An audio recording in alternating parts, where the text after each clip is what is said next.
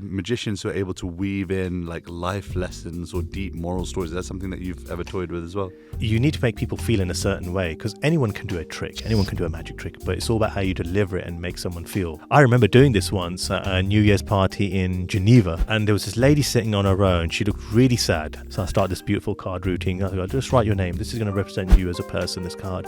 I go, every time you click your fingers, you're going to see yourself rising to the top. She was laughing, giggling, and oh my God, clapping and all sorts. And by the point at the very end, she started crying, but with tears of joy. You know, it was such a beautiful moment. I thought, oh my God. I know people say like magic is a powerful thing, but to actually have seen that occur, that moment, that's the real magic. Yeah, absolutely. I'm sure there's a lot of people watching this right now that have a dream but don't feel that they're supported in that dream enough to make it their sole source of sustenance. With anything in life you choose to do, you know, you got to put in the hard work, and I feel like I put the hard work in at such a young age. 27 years later, I still love it as much as I did from the moment I started. Before we jump into this episode, I'd love to invite you to join this candid spiritual community to hear more conversations that will help you become happier, healthier, and more healed. All I want you to do is click on that subscribe button, because I love your support. I love seeing all the comments pouring through, all the love pouring through, and we're just getting started. I can't wait to go on this journey with you, whether you're a spiritual seeker or you're just curious about the topic. And we really hope that our conversations will provide you food for thought and inspiration for your own spiritual journey. So join us for honest, candid discussions about spirituality for soul's sake. For soul's sake, for soul's sake.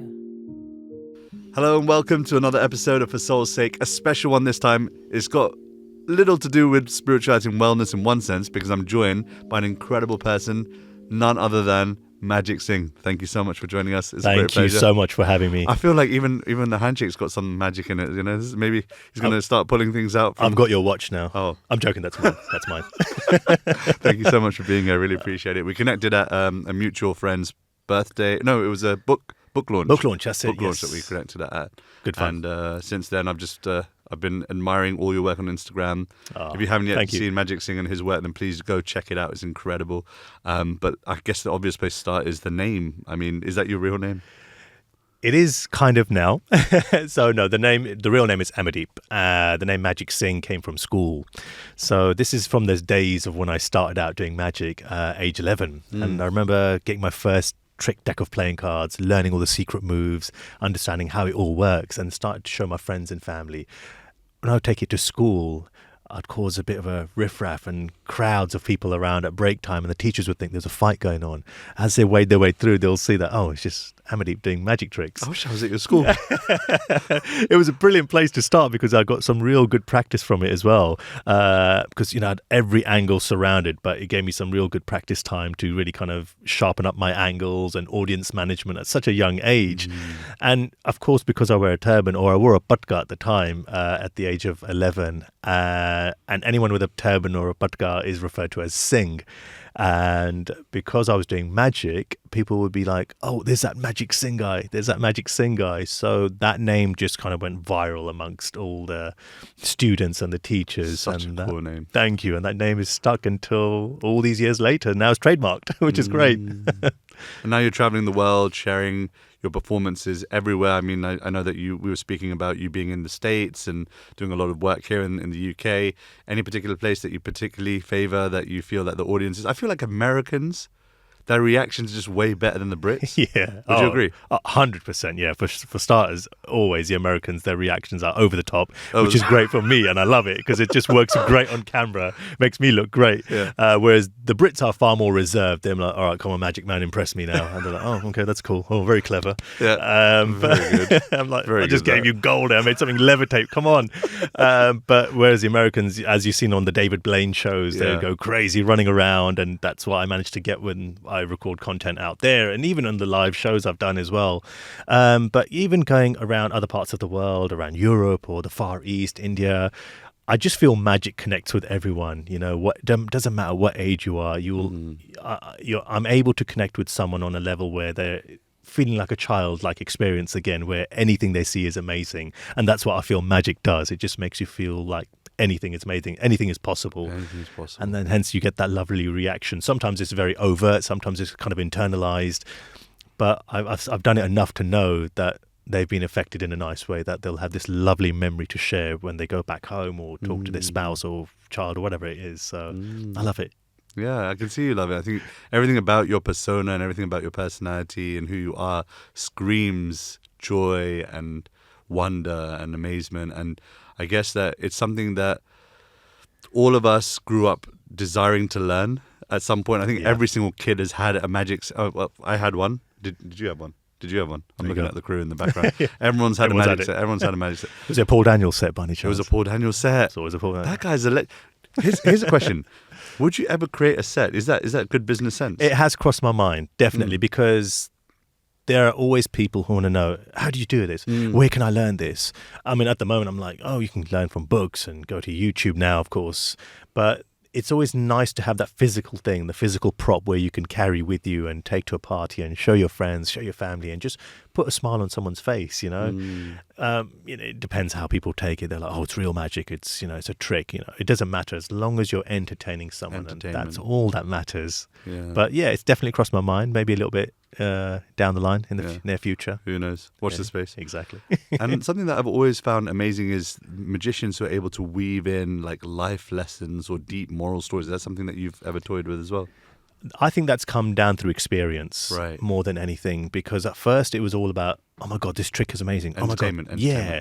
Well, more so the mechanics of how the magic trick works. And I've always had a fascination about that. And I've always been into kind of construction, making things, building things, making things. So understanding the secret of the magic trick, I thought, oh, this is cool. Once I knew that, now it's about, how do I put this into an act? How do I deliver this to somebody and entertain them, put a smile on them, on their faces, and also be able to hide the secret without, exposing the method. So there's that part first. And then what happens is the more you do something, the more innate it becomes. So it's just second nature all of a sudden. You can do it with your eyes closed. That's when it gives you a chance to work on your presentation. And I've only ended up learning this as I've done it a few years, that the presentation is 80% of the performance of the whole thing. The trick is almost, like I said, 20%. Secondary. Yeah, secondary. Because you need to make people feel in a certain way, because anyone can do a trick, anyone can do a magic trick, but it's all about how you deliver it and make someone feel. I think it's the most important thing. And when you understand that, that's when you can go into a deeper level of, right, how do I make this far more emotional, and how can I connect to someone on a deeper level? And that's what I've been doing in the last few years, rather than just saying, hey, look how clever I am, look what I can do. It's more about, I'm going to show you an amazing thing. This is going to be a hell of an experience for you. And I love doing that. It could almost sound like that's being manipulative to some people, but it's not about that. I would never take advantage of anyone in any way. It's always for a good feeling. I just want people to leave with an amazing feeling, like, I experienced this, and they interpret it however they want. Thinking about my son right now. Right now, the magic trick he loves the most is, it doesn't need any story, it doesn't need any narrative. It's just a magic trick of the thumb. Hopefully it's on camera, looks great. Look at that go. Wow. Nice. It's probably the best I've seen in a while. Yeah. Not bad, eh? That was very cool. Even from this angle. I'd love to get you in on a trick now. I mean, I feel like that's what the people are here for. Yeah, definitely. I'll do one of my favorite ones. People love talking about this. More recent times, I love fusing technology with traditional magic. All right. And the one thing... He's going to steal your camera, mate. Tempting. Everyone carries these nowadays, smartphones. It's just everyone's life is essentially on these things now. Back in the days, if you look at the Victorian times, when magicians did shows then, you'll have the pocket scarf, hanky, and that's why the magician would do something with a handkerchief, or they would have the top hat, hence why they would produce the rabbit out of the hat. Obviously, we're in the 20th century now. We don't really have that. I mean, I've got my turban as my top hat, if you like, so as a nod to the old school magicians, but this is the one thing that everyone carries. So what I'm going to do is I'm going to take a photograph of yourself now. But what I'll get you to do is with your left hand, you're going to put this just by your face like that. And I'm going to take a picture as you are like that. So stay as you are. Lovely. Just hold it there. 1, 2, 3. Okay. That's the picture. Cool. Cameras can see that. Let me just bring it a little bit closer. Perfect. I'm going to leave this in full view, and we will get back to this in just a short moment. But what I'd like you to do, Radhika, is place your hands for me like this, face a little bit closer to me. So I got the a little bit further apart. Are you left or right-handed? Right-handed. Are you okay? So with your left, make a fist. Hold it to your chest. Right, you turn face up. We take the Sharpie. Now, I know this is annoying, but what I'm going to do is draw a small little mark like this, like an X or a cross, depending what angle. And you can show the people at home watching right now. Now, I get it. It's annoying. It's a Sharpie, but I found a fantastic thing you can do with just the ink. Now, have a look at the ink now. I mean, it might be a bit hard to see, but the idea is if I press the X once, I'm going to slide this down. And then we go to the left. And then I'm going to go down like this, bring it right to the edge and pinch it off just there. Here's where it gets really bizarre. I'm going to throw it into the picture. Holy crap. To show the camera so you can see that's actually in the photograph now. But I get it. It's a digital image. It's in the photograph. I mean, that looks great. But here's where it gets really interesting because, look, I'm going to pinch it off now like this. I'm going to flick it into your left hand for real. Have a look inside. There he is. Holy moly. I've been fully magic synced, people. Wow, look at that. That's incredible. It's a good picture. Yeah, you're going to have to wash your hand now. Or you have a story to tell for the rest of the day. I'm going to tell it to my kid tonight. That's incredible. He'll never believe you. That's incredible. I feel like I'm trying to work it out. Like I'm just sat here like, when did you touch my hand? And that's the other thing. You didn't feel anything, did you? No? Right. Great. Okay, I'm tripping out. We're going to move on. You said it's been in your blood from a young age. Yeah. Another thing that has been a part of your life is Sikhism. Yes. You are wearing your pug proudly. Yeah. And have been performing with it. Tell me a little bit about your connection there. Absolutely. So brought up in a Sikh household. Wasn't really a strict household. It was more so just follow the culture, the religion, and be just respectful. I mean, you know, I'm not baptized. I'm not a baptized Sikh, but it was more about going to the Gurdwara, showing respect and asking for what you want and just being a good person. And that's how I've been raised all the way through. And so I've always had long hair. I've never cut my hair. And I was always told, you know, Sikhs, you're not supposed to cut your hair. Great. And it got to a point where I started loving my hair. I thought, oh, this is cool. I mean, I can wear it on the top. I can wear it at the back. I can put plaits in it if I wanted to on a hot day. But I'd wear a patka originally. And then it got to a point where I did start... Describe to viewers patka. Sorry. Of course. So patka is like just a thin material. It's far more smaller than the turban itself. And it's what traditionally the younger Sikh males or Sikh boys would wear as you're coming up to the teenage years, essentially. And the way it's done is kind of essentially, it's almost wrapped in the same way, but it's not the same way. You have your top knot, if you like, or your jura on the very top, and you wrap it around and make sure everything just looks neat and everything. Mm-hmm. And I remember my mum would tie it every day for me just before going to school, until to the point where I started practicing it myself on the weekends and naturally got the hang of doing it myself and just trying to make it look as neat as possible. Actually, just before that, before I started wearing the patka, because I had very long hair, I used to have plaits along the back of my head. 2 plaits. I remember kids. And to me that was just normal. And but when I'd see kids at school and thinking, oh, but how come they don't have it? Maybe I was too young to even question those things at the time. But yeah, it made me unique in a way, I guess, and different. But then going into my teenage years is when I had an actual ceremony done, a Dastar ceremony, to officially have my turban tied for the very first time. And it would be my mum's brother who did it. And so my mum's side of the family from Africa, Kenya, whereas my dad's side of the family are from Punjab, India. The tradition is you're supposed to tie your mum's brother style turban, which is, of course, the Kenyan style. And I did give my dad's style a go. His is like far more the traditional Indian style, and he has it starched. It's almost like a hat you could take on and off. I tried it. It just didn't suit my face. And I don't know, maybe is that because I tried this style first? But after giving it a few goes on both sides, I just found this style turban suited my face, and I kept practicing until I got it neat as possible. And it looks fantastic. Thank you so much. I actually have bad turban days or bad bug days sometimes, believe it or not, if something's out of place or if the folds are not right, whatever. It happens. It's an actual thing, I think. And the significance is that the growing of the hair, yes, it invokes a spiritual consciousness, or how do you know the science behind it?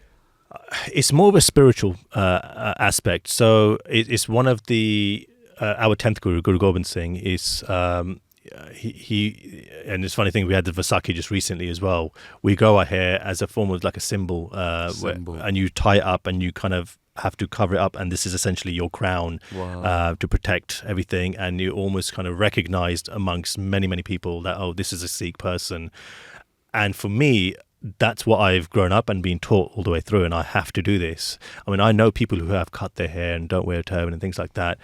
For me, at first, I did feel a little bit shy, and I found it a bit of a process at such a young age, having to do such a ritual of doing this every single day. And that's the other thing. I have to tie this every day. It's not on a starch. I mean, I've tried the thing where I put the starch on and take it on and off, but I found it gets a bit flimsy. It's not quite the same. Whereas when you tie it fresh, there's something quite nice and invigorating by doing that every single day. And it really does feel like I'm putting my crown on. You feel like a king, essentially, and you're noticeable amongst hundreds and thousands of people. It's like, that's Mr. Singh over there, or that's Magic Singh there, for example.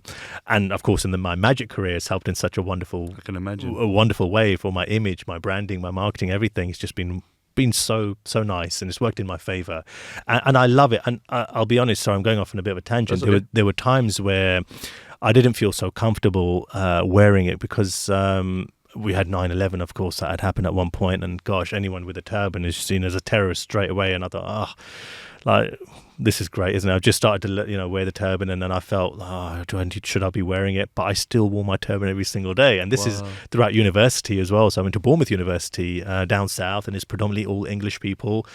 Again, I felt uncomfortable, but then I just kept tying it, just staying true to myself and staying true to my religion, and I got more than respect out of it, if anything, and got recognized for who I am. And I'm so glad I did do that, because I could have easily gone down the wrong path. And I wouldn't say wrong. Everyone has their own choice, but you would have renounced. This is it. And I'm glad I stuck with it. And like I said before, when I'm not wearing my turban, I can style it however I want, without the turban, just have my hair open and all sorts. And it's nice. And it's nice to encourage the new, younger generation as well to maybe grow their hair and wear the turban, because I feel like there was no role models of anyone growing their hair or wearing the turban. Yeah. So I feel like I've had an impact, which is quite nice. Yeah.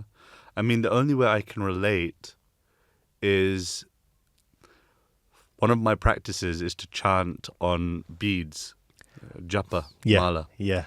And when I first started doing that, I was trying to find ways in which I could do it in a way that weren't authentic to the practice, in the sense that I used to get like electric clickers, or I would I'd get a small little like cooler set of beads, like that you'd wear around the wrist, and I could chant on those or something. Okay. And I came to the conclusion that for me, it's important to keep some things authentic.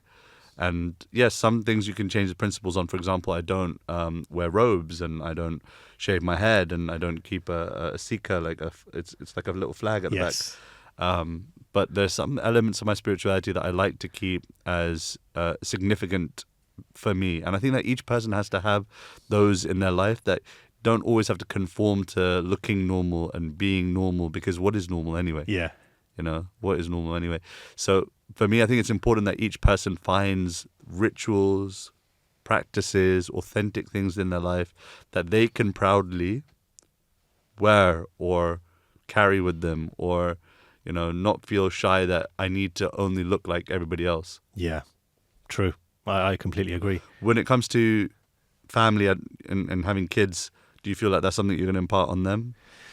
I had this conversation with my wife about a couple of years ago when we were talking about kids. It came up, and she did say, "Would you want if you have a boy, would you want him to grow his hair?" And, your wife is Sikh as well? Sikh as well, that's correct. Yeah. And originally, part of me did have some doubt of not growing his hair. And that's because of some of the experiences I've had, the racial, not attacks, but slurs and things like that, and the looks I've had and the discomforts I've had, and I'm thinking, gosh, I wouldn't want him to go through any of that stuff.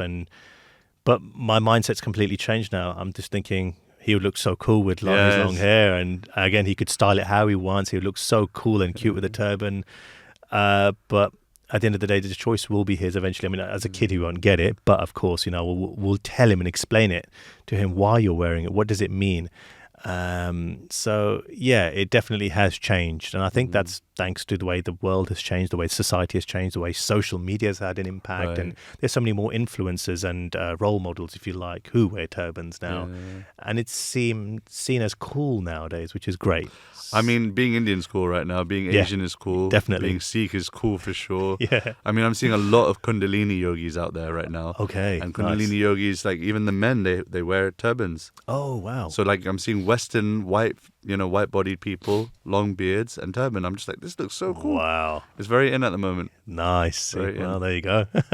When it comes to your magic and spirituality, have you ever found a way in which to connect? Do you have perhaps a trick that connects both worlds, like your Sikh world, and like do you perform at the Gurdwara? Has that ever happened?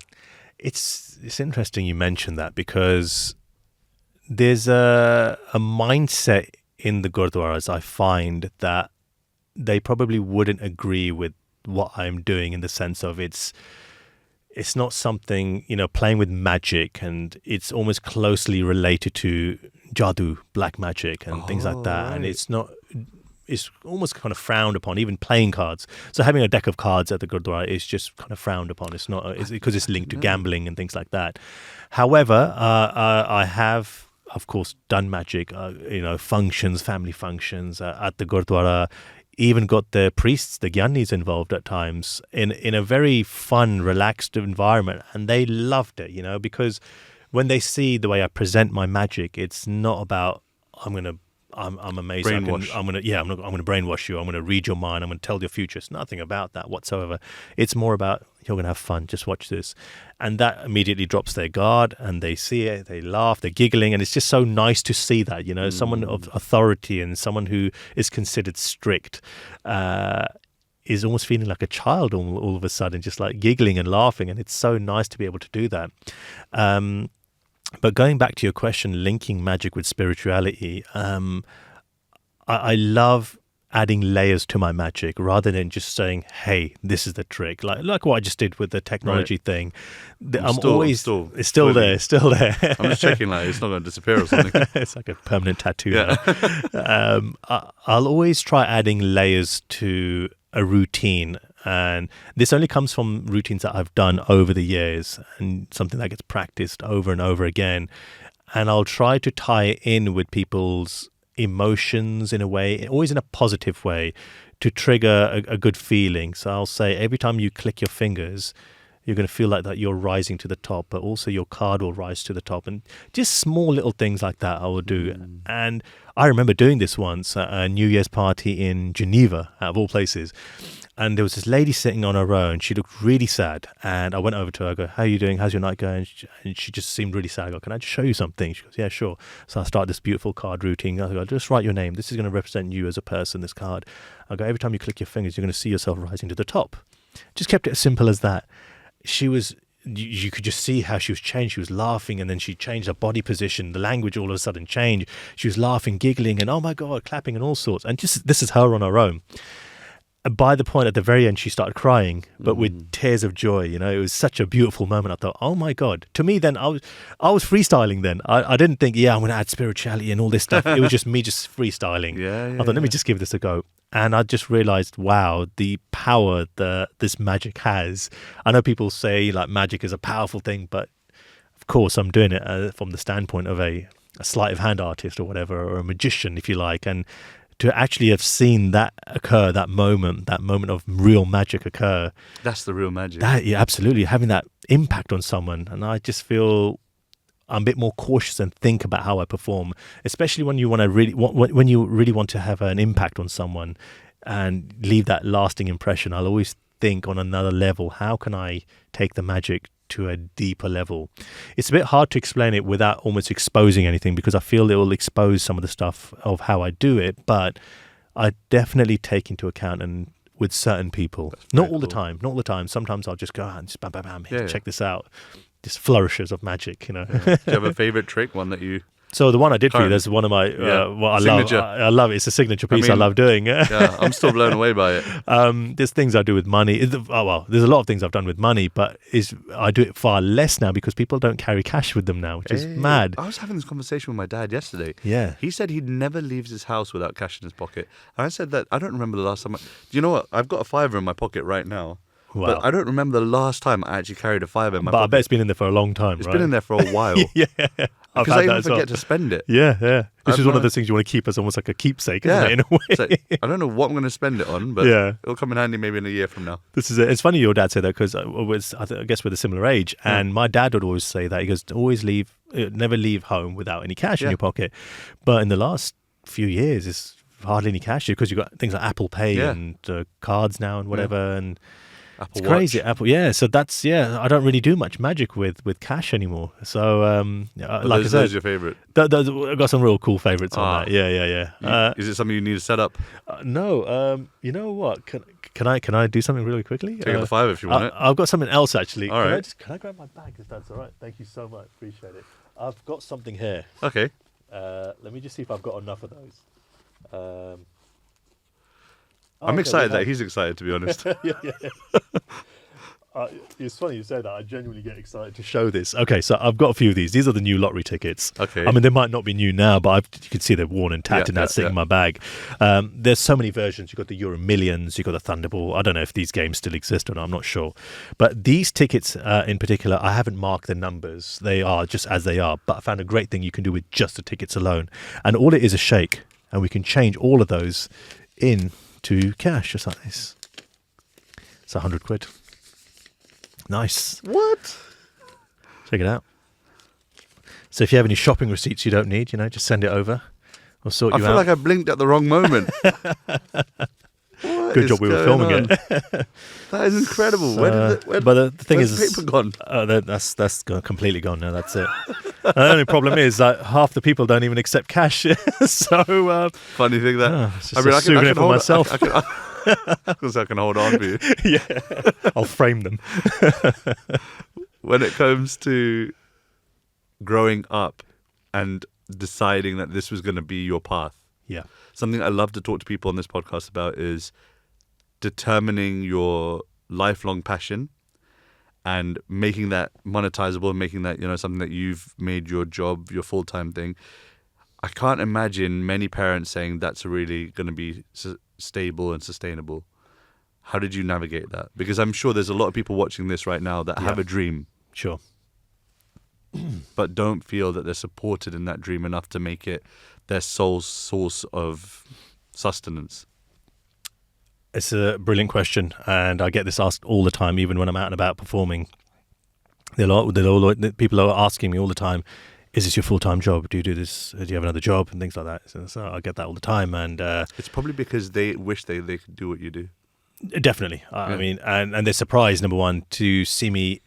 They'll even ask, are you a guest here or are you performing? And I get that much less now because of the name that's been built up and people are more familiar, which is great. But yeah, my parents were very supportive because I started at a very young age, age 10, 11. And it was just a hobby. It was just something I was enjoying as a kid, enjoying it, learning magic, reading books on magic, and just showing my friends and family and just doing my education as per usual, doing my SATs, doing my GCSEs, and then going off to college. So that was always going on. But I was choosing my subjects along the way, which will help me with my magic, because I felt I was hooked by the age 11. I was like, this is brilliant. I want to learn more. So I'd learn, go to libraries, read on magic books. I even chose theatre studies, drama studies to understand theatricality and deliverance of the performance. I've always been an introvert guy as well. I feel like I still am. But, magic and theatre has definitely helped me come out of my shell and be more of a people person and talk to people in public spaces and public speaking. Got to a point where I've done a TED talk, which is great, or TEDx talk, which is mad. I never thought that would happen. You never think of these things, of course. So again, it was just a hobby all the way through, doing the magic on the side, but really enjoying it, really kind of, nurturing it beautifully, getting better. And every single year I would do this, to the point where I ended up doing the odd party for someone, getting paid 50 quid, come and do it for an hour. I'm like, oh, this is cool. Wow. And my family, every member of my family has never owned their own business. So the concept of entrepreneurship, owning your own business, I never got it, never understood it. I just thought, you go to work, 9 to 5, you come home, that's it, that's how it works. Doing the magic, then I was starting to do these other parties where I was making a little bit more money, came into the hundreds of pounds. I was like, huh? And, for an hour's work or 2 hours work, I'm getting a few £100, and I'm at college still. Oh, this is cool, this is fun. And to the point when I went off to university, I went off to Bournemouth University to study film and television. I've always had a love for filmmaking. Again, I strategically chose that because my end goal was to create a magic TV show of my own to get a degree with, but also... Are you listening, Netflix? There you go. I'm listening. And also have a product in hand to kind of pitch around to companies to say, hey, I'm available for bookings or whatever.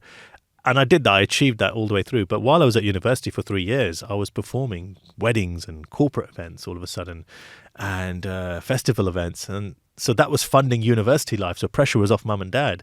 I thought, this is cool, feeling like a little rich kid. I could eat my Pizza Express occasionally and rather than my tuna sandwiches. Everyone else scrounging on Domino's 2 for 1. That's it. If you know, you know.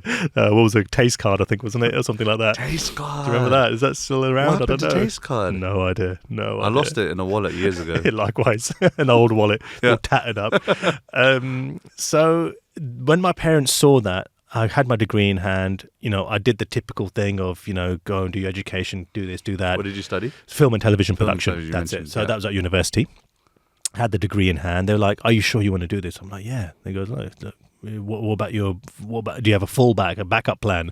I go, "I don't know." I go, "This is what I want to do." And I just went in full throttle. And along the way, I met other magicians as well. That's the thing. And they were teaching me the way of business and marketing and how it works and how you have to brand yourself. And they were like, "You're Magic Singh. You got to utilize this. Really push on this as much as you can." And I'm like, "Okay, let's just keep going." And I was just learning that and pushing the brand. And yeah, and my first gig was out in Dubai actually for 1 month in a 5-star hotel, which was unbelievable, which was brilliant. And I remember the story quickly. I'll mention it. I remember it was myself and 2 other magicians. We arrived at this beautiful 5-star hotel, and we sat there with the management, or the agency rather, who booked us, and they were kind of giving us a breakdown of how it's going to work, and this is when you were performing. Right, guys, let's get you to your rooms. And I thought we were going to then leave the hotel to go to these special accommodations. He goes, no, guys, this way. So we're still in the hotel, push the lift button, and then there's 3 of us going up the lift, and it comes out, 2nd floor, I remember, and it said pool executive suites. I thought, no.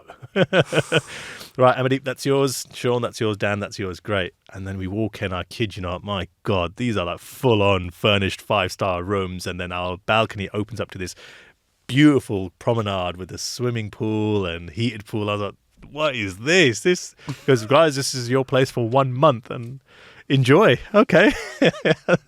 We were spoiled, and I thought, I'm sticking with it. I'm sticking with the magic. I think I found what I'm doing. Yeah. And they've been supportive, which is great. Wow. So yeah, and I'm grateful. It's not easy. It's with anything in life you choose to do, you got to put in the hard work. And I feel like I put the hard work in at such a young age. I kind of knew what I wanted just from the love of my magic. I was just going in blindly, just thinking it was going to work. It was just going to work. I just had that blind faith, gut if you like. Feeling, intuition. Just go for it. Just do it. And, I did touch wood at the time, I was living at home. And, I had that as the safety net, essentially. But I didn't think of things like that. I was just going for my dream, essentially. And it just got better and better and making the name bigger. And then I introduced myself into the Asian wedding market as well. And man, I just blew up massively because no one else was doing it. And to me, I just thought, it's normal. People are doing this all the time, but they weren't. And the name Magic Singh, we want Magic Singh for this wedding, that wedding, whatever it was. It was wicked. It was just it's been fun. It's been so fun doing that. What's the dream? I know you mentioned a TV show. Yeah. It still is. That's the big time. Absolutely. I mean, I remember from the moment I started and I saw David Blaine a year later when I'd been learning magic, I thought, I want to be like him. I want to have a show like his show, like a street magic show. That'd be so cool. This is back in 1999 as well.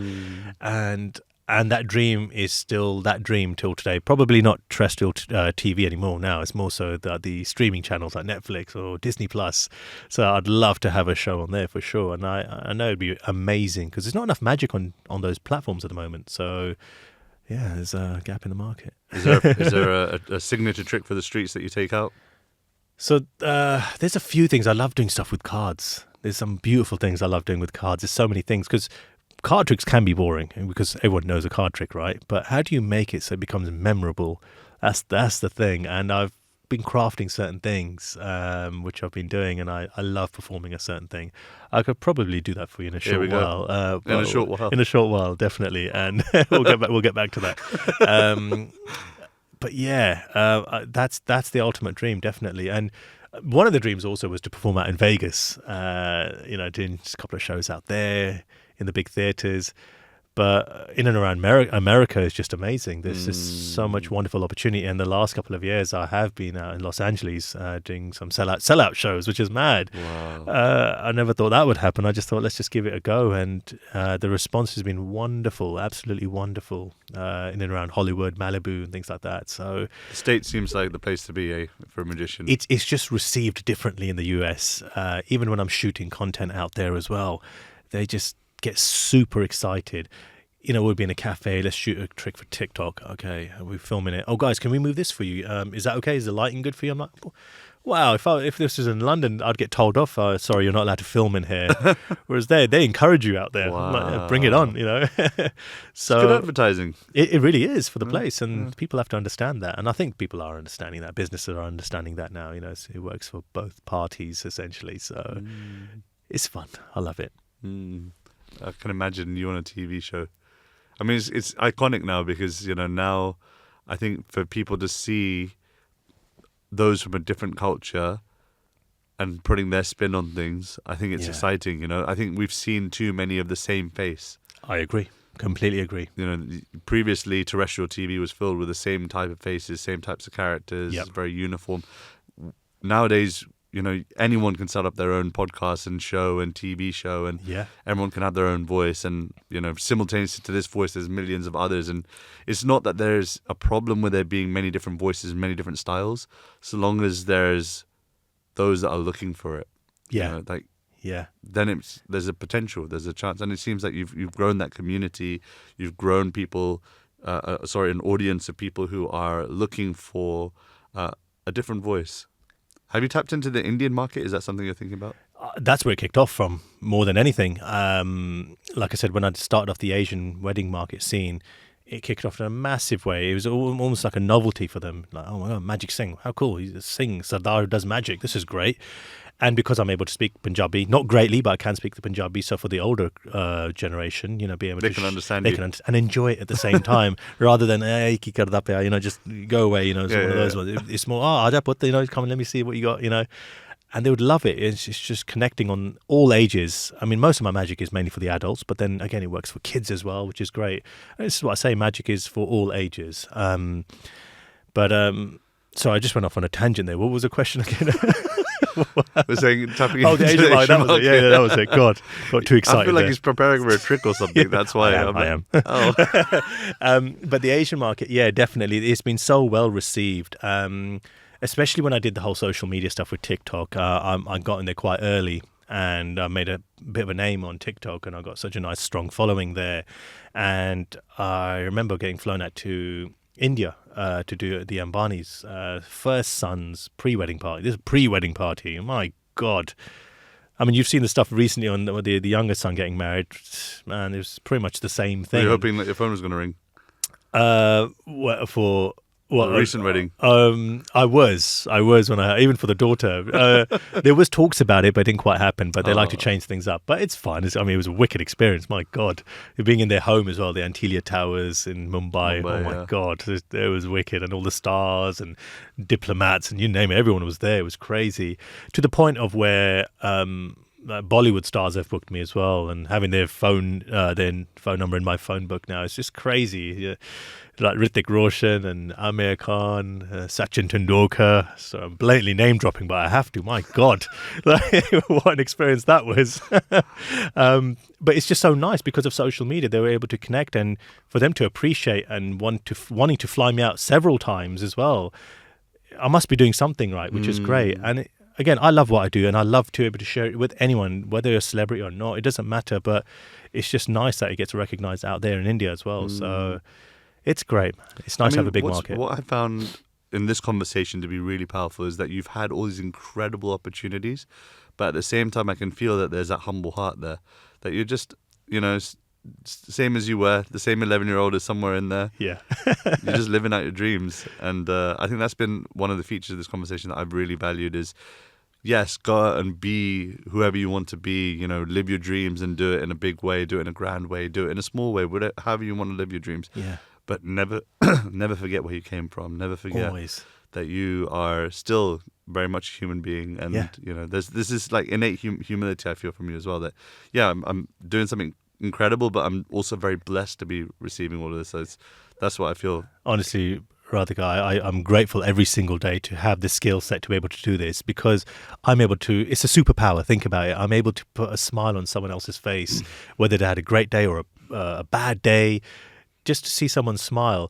You know what I love seeing most recently is when I'm out and about and I'm doing magic for the adults. Great, that's my thing. But then when they come home and say, oh, my daughter's here, my son's here, and can you show them something? And like I said, a lot of stuff is for the adults, but I'll always have one or two things ready just to show them.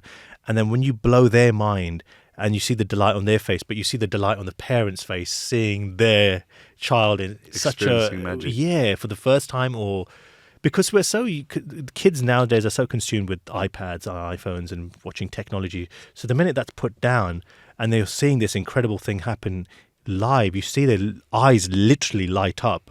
That's brilliant to see that, because they're so used to seeing that probably on YouTube or TikTok, thinking that, oh, it's just a camera trick, oh, it's just a joke, it's not real. But when they see that happen, it's like, oh, but that just happened for real.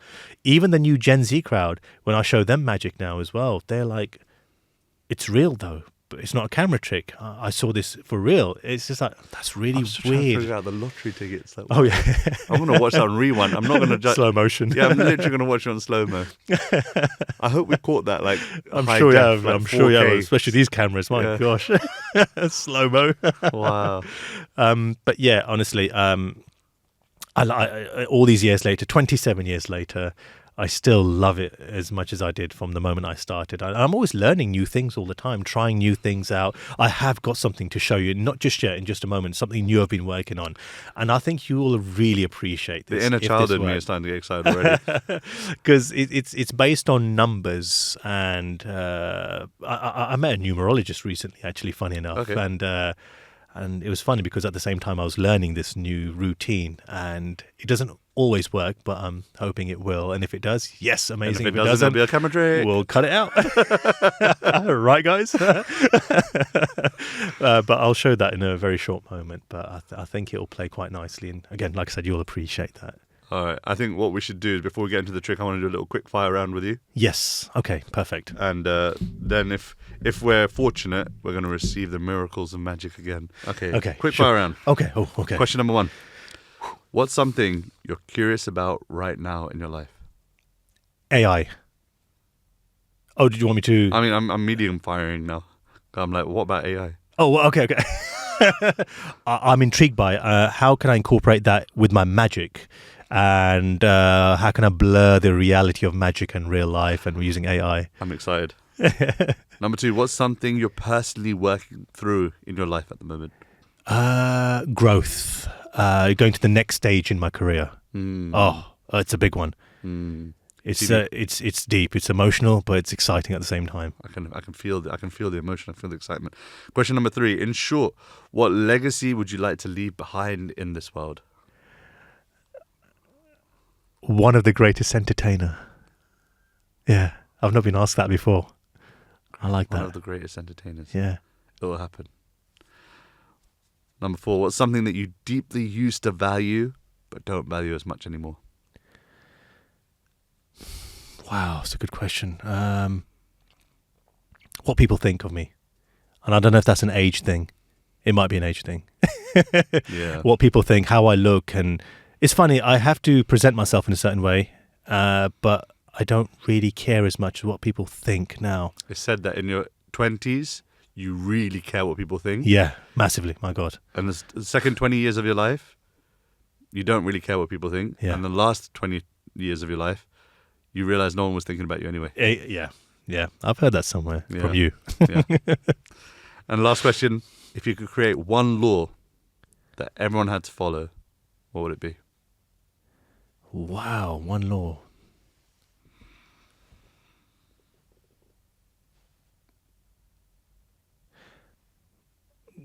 This just came to my mind now.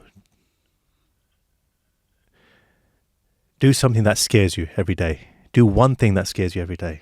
I've heard this saying before, but could you imagine that being a law? A daily law. Do one thing that scares you. Doesn't that, I'm not talking about an extreme. No, it doesn't have to be extreme, but something that's out of your comfort zone. Yeah. That's what I mean as something that scares you, because being out of your comfort zone is scary, right? Surely. You don't have to go skydiving or anything. Something that just puts you out of your comfort zone. You have to do one thing a day. How's that? That's good. That's good. I'm thinking about what's going to be my thing today. There's a thing in Japan called a misogi. I was listening to a podcast, and a gentleman was talking about something called a misogi. It's something that you do once a year that is life-changing, or that is something that puts you out of your comfort zone, something that's going to have an impact and do something positive towards your life, you know? So could you imagine doing that on a daily, but small little things that will compound, and you'll be a completely different person. Each year, every birthday, you'll be a different person. Imagine that. I don't know, in a good way or bad way. This is the thing. I mean, with anything, you know, people can manipulate and go the wrong way. But if you have some form of discipline, if it's a law, you know, it could maintain in a positive way.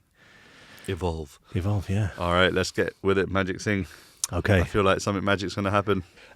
So numbers fascinate me because I'm using numbers often, especially when it comes to playing cards. Did you know that playing cards are based on the calendar as well? There are 52 playing cards in a deck, which are 52 weeks in a year. We also have the red and black cards, which represent night and day, which is amazing. Then we have the 4 suits, hearts, clubs, diamonds, spades, that represent the 4 seasons. And then we have 13 cards per suit, which are the lunar months or the lunar days, I believe it is, or the phases. But then if you add up all the numbers, all the pips in the playing card, they add up to, I think it's 366, which includes the leap year. So it's really fascinating. And because I've handled a pack of cards quite often, I'm quite familiarized with the numbers, etc. So I'm going to give you a deck of cards. You can shuffle them up, give them a good mix. All right. Good old mix. That's it. Perfect. And then you can show the cards to the cameras as well. If you can give it a little there you go. Look at that. I mean, that's the one. That's what I was looking for. In fact, what I'm going to do is we can use this area here. Hopefully the cameras can see this as well. We can sort of see this area. Yeah. Lovely. I won't touch them. So you shuffle the cards? Shuffled. You can cut them in half. Doesn't have to be exactly the same. But which half would you like? Take the cards. I'll have a look at them so you can look at the faces of the cards. All I would like you to do is think of, or pick any card you like. Mm-hmm. Once you've decided, please remember it and just leave it on the sofa. And I'm going to do the exact same as well. Feel free to show the people at home as well. Oh, yeah. Don't let me see. I'll face away. I'm just going to, I'll keep it simple like that for now. Okay, so just leave your pack just here next to it. There we go. Perfect. So we got your card. Mm-hmm. I would like you to take your card and just stick it somewhere in my portion, anywhere you like. Mm-hmm. Close it up. Go. So it's lost in there. So I'm going to take my card and leave it somewhere in your portion like this. Done. So your card is lost in my packet, my card is lost in your packet.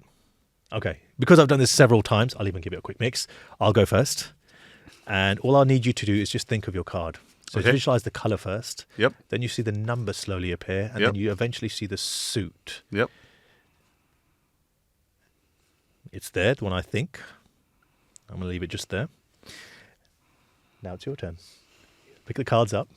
What? You don't know how you're going to do this, but you're just going to know. Give the cards a bit of a quick shuffle. All right. So you're not instantly influenced at this point. Perfect. And now you look at the faces. So you don't know how you know, but there's going to be one card that pops to your mind. Don't say what it is. When you've committed to that card, you don't know how you're going to commit to it, but you are going to commit to that particular card. Once you've done it, just take it out and just leave it on the sofa. All right. I know it feels a little bit uncomfortable. Just what you think I would go for. Perfect. I'll take the rest back. Excellent. Magic Radhika at your service. There we go. All right. So think about this. You chose a card from your pack. You shuffle the deck of cards. Shuffle the deck. You put it into my packet. We lost it. And then I asked you just to simply think of the card. What was the card you chose initially? That I chose initially, 7 of spades. 7 of spades, my friends. I'll give you the 7 of spades. Your card. All right. So I chose a card as well. I was expecting him to do that. I also chose. I'm not so sure. yeah. I chose a card, but I don't think I showed the people at home. But I chose the Ace of Hearts. So let's see how you've done. That is nuts. It's the Ace of Hearts. Is it? Oh, excellent! Look at that. There you go.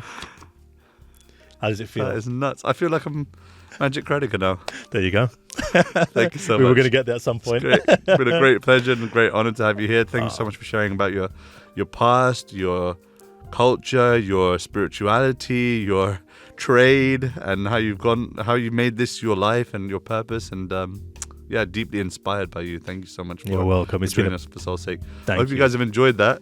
I hope you're gonna rewind the bit on the lottery tickets, and if you figured it out, then put it in the comment section, because I really want to know how you did that. But until next time, thank you all so much for joining us. See you on the next episode for Soul's sake. Peace out. If you love this podcast, you'll love my interview with Shivani Powell on the importance of accepting and embracing others without judgment. Check it out. With a knife, you can kill someone. You can hurt someone. You can harm someone. You can also use that knife to chop fruits and vegetables to eat. And also, you can use that knife by a surgeon to save someone's life. Yeah. And so with money, it's not a bad thing. It depends how you use it and how you show it. Yeah, totally. And I think that we shouldn't pass judgment on people who choose to live in a big house, or who choose to buy nice things, or to choose to go out, because at the end of the day, I think we believe that if you're a monk, if you're spiritual, if you're this, if you're a woman, you're a man, this is the life you should lead.